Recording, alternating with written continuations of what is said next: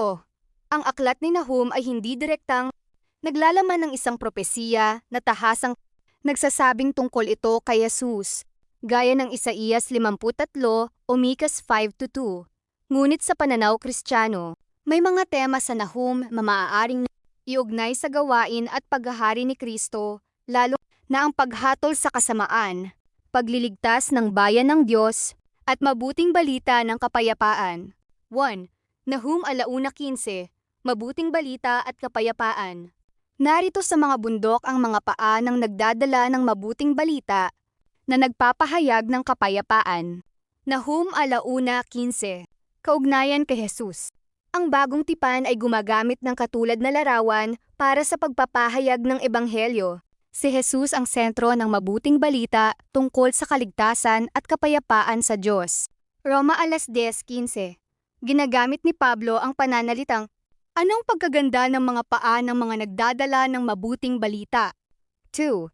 Nahum 1-7. Ang Panginoon ay kanlungan. Ang Panginoon ay mabuti, isang katibayan sa kaarawan ng kaguluhan, at kanyang nakikilala ang mga nangangalong sa kaniya.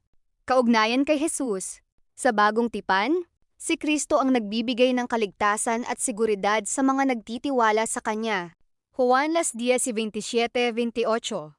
Sinabi ni Jesus na ang kanyang mga tupa ay nakikinig sa kanyang tinig at binibigyan niya sila ng buhay na walang hanggan.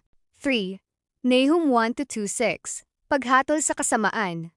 Nahum ay pangunahing propesiya laban sa Nineve, na kumakatawan sa isang makapangyarihang bansang mapang-api.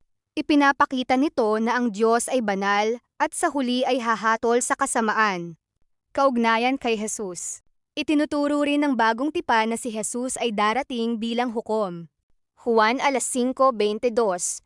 Sapagkat ang Ama ay hindi humahatol kanino man, kundi ipinagkaloob niya sa anak ang buong paghuhukom. Buod. Nahum. Tema. Kaugnayan kay Jesus. Nahum 1-7. Diyos ang kanlungan. Kaligtasan kay Kristo. Nahum 1:15. Mabuting balita at kapayapaan. Ebanghelyo ni Kristo. Nahum 1-6. Paghatol sa kasamaan. Si Kristo ang hukom. Nahum 1:13. Pagkalagot ng pamatok, kalayaan mula sa pagkaalipin. Nahum 2-3. Pagbagsak ng masamang kaharian, pangwakas sa tagumpay ng Diyos. Mahalagang paglilinaw.